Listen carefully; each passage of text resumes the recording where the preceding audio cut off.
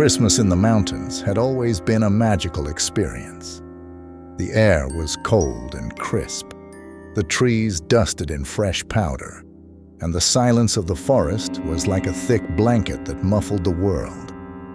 It was the perfect escape from the noise and busyness of everyday life.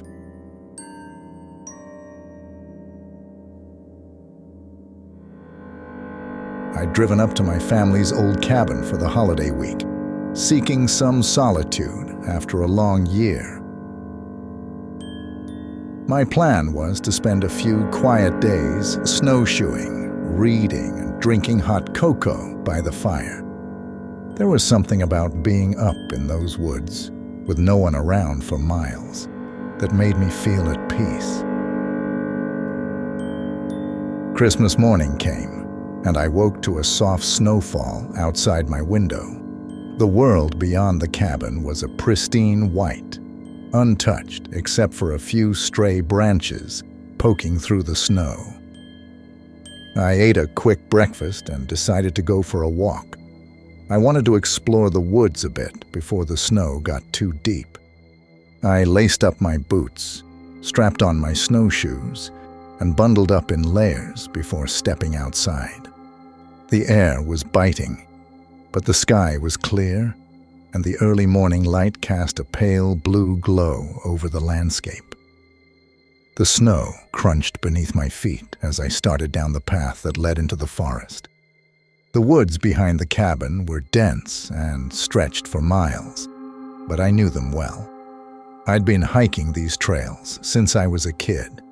There was an old fire road about 2 miles out that I'd planned to loop around before heading back. As I walked, the quiet settled over me, and I felt that familiar sense of calm. Just me, the trees, and the occasional chirp of a distant bird. After about 30 minutes, I noticed something strange.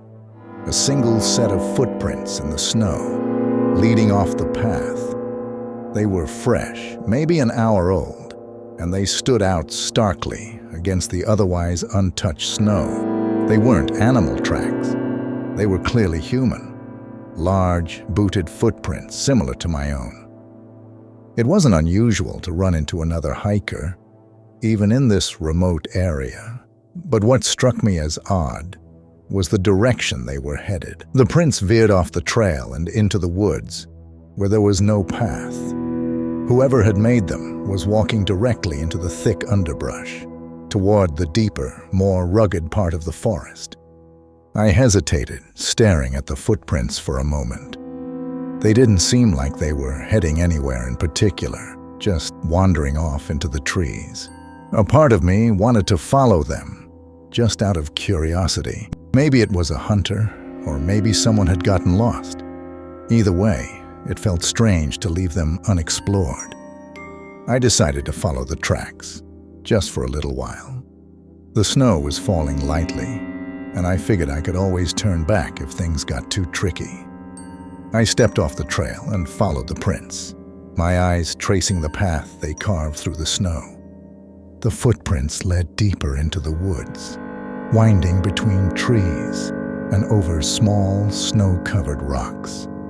As I followed them, I couldn't shake the feeling that something was off. The person had been walking in a straight line, but there was no sign of a destination, no cabin, no other path, just an aimless trail into the thickest part of the forest. After about 20 minutes of walking, I came to a small clearing. The tracks led right through the middle of it, but there was something that made my stomach twist. As I stepped into the clearing, I realized the footprints were starting to fade. It didn't make sense. The snow wasn't falling heavily enough to cover them up, and the wind was barely a breeze. But the further I walked, the more the prints seemed to disappear. At first, they were just a little less defined, like they had been made hours ago instead of just recently. Then, as I kept walking, they began to fade entirely, until finally, they were gone.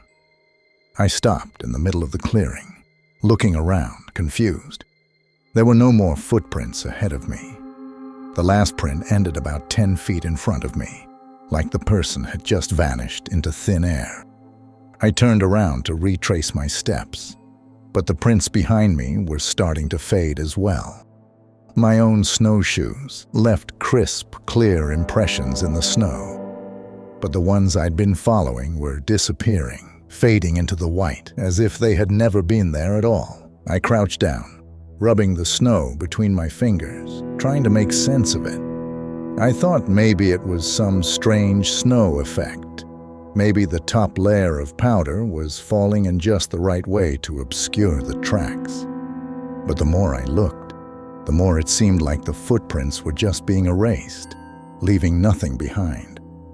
A chill that had nothing to do with the cold crept up my spine. I stood up and looked around the clearing. The trees were silent, the sky a dull gray. I felt a sudden, overwhelming sense of isolation. Something wasn't right. I turned and started to head back the way I came, moving quickly, my breath puffing out in the cold air. But as I retraced my steps, the footprints continued to vanish behind me. I looked over my shoulder, and every time I did, more of the trail was gone, like the snow was swallowing it up. Panic began to set in. I wasn't far from the main trail, but the idea of losing my way in the middle of the woods, with no sign of the path I'd followed, was terrifying. I picked up my pace, practically jogging now, trying to stay ahead of whatever was happening. I kept looking back, but my tracks were still there, solid and clear. It was only the other prints that were disappearing. After what felt like an eternity, I broke through the tree line and stumbled back onto the main trail. I stopped to catch my breath, my heart pounding in my chest. The forest around me was as still and quiet as before, as if nothing had happened. But I couldn't shake the feeling that something had been watching me, erasing those tracks on purpose. I didn't know what to make of it. The rational part of my brain told me it was just some weird quirk of the snow or wind. But deep down, I felt like I'd been led into that clearing for a reason. Like the footprints had been meant to lure me there. Shaken, I hurried back toward the cabin, eager to put as much distance between me and the disappearing tracks as possible. By the time I made it back, the light had started to fade, and the snow was falling more heavily. I locked the door behind me and built a fire, trying to warm myself, but I couldn't shake the cold that had settled deep in my bones. That night, I lay awake, listening to the wind howling outside. I kept thinking about the footprints, how they had just vanished without a trace, how the person who made them had disappeared into the snow like they had never existed. I told myself it was just the snow playing tricks on me. But in the back of my mind, I couldn't help but wonder who or what had been walking ahead of me, and where had they gone?